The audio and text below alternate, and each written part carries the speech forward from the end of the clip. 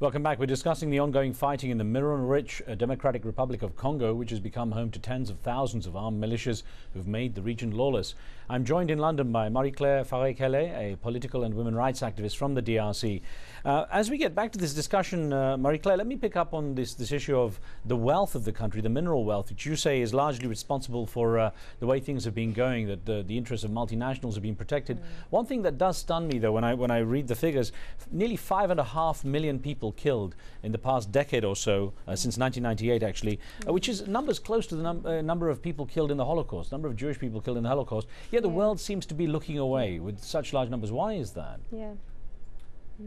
Well, I guess because this is African, black people, maybe savage. So nobody really cares, you know, and people are not even understanding that their consummation is actually killing people in other parts of the world. And Congo has been really a history of disaster for the past 400 years, coming from slavery, colonization, dictatorship, and now with all this economic war. I mean, nobody really cares as long as people get what they used to in the Western world, like their mobile phone, their laptop, even electricity, nuclear power. You don't really care where it's coming from, how your consummation is affecting people in other parts of the world. I mean, for me, for example, coming here, living in this country, and then going back and working with women in the Congo, and particularly visiting this year Kiwanja, Bukavu, Ruchuru, seeing the beauty of the country and looking at the human nature, I'm really, really feeling very, how can I say, disillusioned by all what is going on. We're talking about Copenhagen today, and we're talking about saving the world, you know, but people are not really looking at humanity. What are we doing as human beings? What is our own responsibility to what is ongoing? What are we going to do about it? And this is where I'm asking the responsible of this world, sitting at the United Nations Security Council, on how they are misleading people about, you know, what is happening in the Congo, what has been happening there for the past 60 years since Lumumba has died, and taking away our destiny. Let me ask you one thing about the terrible fact that the Democratic Republic of Congo has become one of the worst, essentially the worst place in the world to be a woman or a girl, and that rape and sexual crimes are used as a tool of war. Tell me what's being, at least what effort there is to try to resolve this issue. Well, I mean, there's the first thing we have to put into perspective is that we live in a patriarchal world where violence against women is really a norm, where you have all forms of violence, from domestic violence, from cultural violence, institutional violence, sexual violence. And in the Congo, the war has really condemned women to a form of violence that is beyond belief. But all this has been kind of sponsored by all these multinational corporations sponsoring the proxy war in the Congo. Women have been subjected to a form of violence that is beyond what you can believe.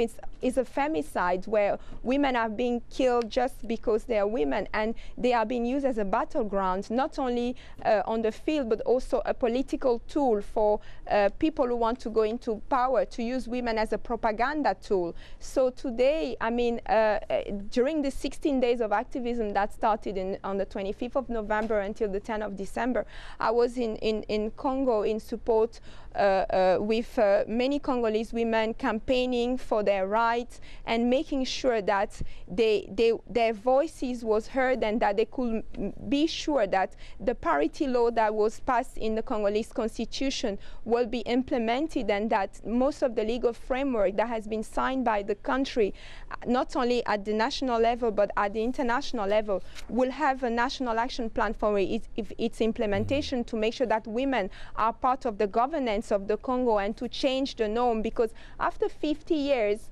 of governance of the Congo by male-dominated the power, we have seen the disastrous result, and we believe that with women there could be a change in the norm of how Congo is being governed, right, and how the result will affect future generation. And I can say that it is estimated that between 250,000 to 500,000 women have had to endure sexual violence in the DRC. Right. And 98% of women actually, women in the DRC face domestic violence. And you know, I'm also one of the victims of violence. So to be honest, it's really a huge problem, and if this is not being addressed, there will be no sustainable peace or development in the Congo. The figures are horrible, I know, Marie-Claire. I want to try and get another caller in from the UK this time. Opeto, go ahead, please. Yeah, Okito.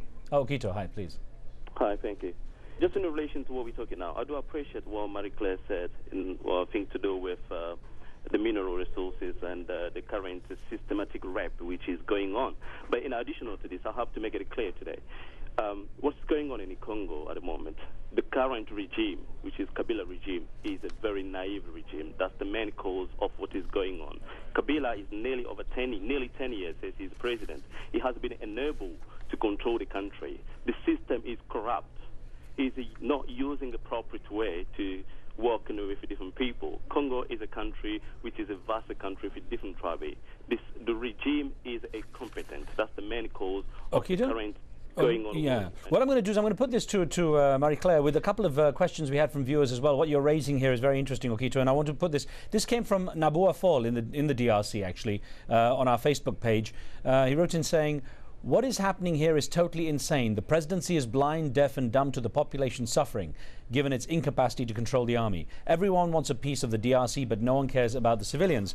And then one which just printed in from Iqbal Jasad says, "Will the US AFRICOM in neighboring states permit the DRC population to take control of the situation? The UN has failed to keep peace for the reason that the US would like to see the DRC in perpetual strife." Could the neighboring forces, could the neighboring countries do much more to help the DRC?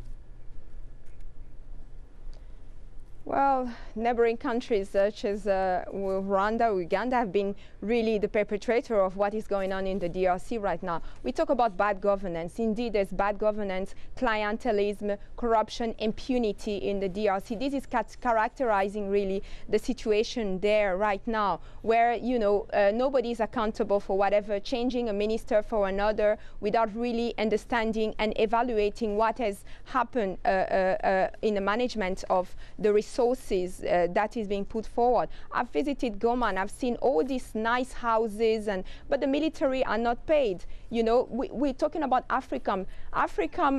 The military solution for the Congo is completely out of question right now, whereas the population has been traumatized and by violence and by arms. I don't think AFRICOM will do anything into the Congo. Right now, I think what is really important is to look at the human security, the human nature. I mean, there is a report from Human Rights. Marie-Claire, who will bring that security? I've got about 30 seconds to go. Who will bring that security?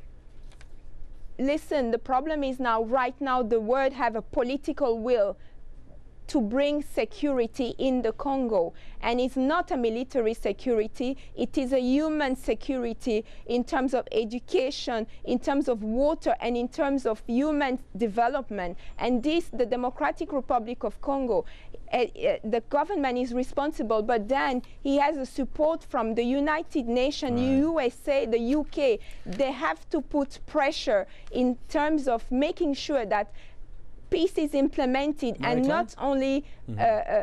Yeah, there. I'm sorry. You know what? We've run out of time on our satellite, I'm afraid, and I have to stop there. I want to bring you back on this topic. It's a very important one. Thank you so much for joining us for this. Yeah, thank you very much for inviting me. Thank you. And thank you for sending in your questions. Remember, you can watch a podcast of the show on iTunes. You can download our interview with US Secretary of State Hillary Clinton, who talks about her vision for jump-starting the Middle East peace process. On the next show, as the United States boosts its presence in Afghanistan, it's bringing with it a shadow army of military contractors who are accused of coming in with a short-term mentality that's geared to making a profit. What role are these contractors playing? Be sure to tune in for that. From me and the team, we'll see you next time.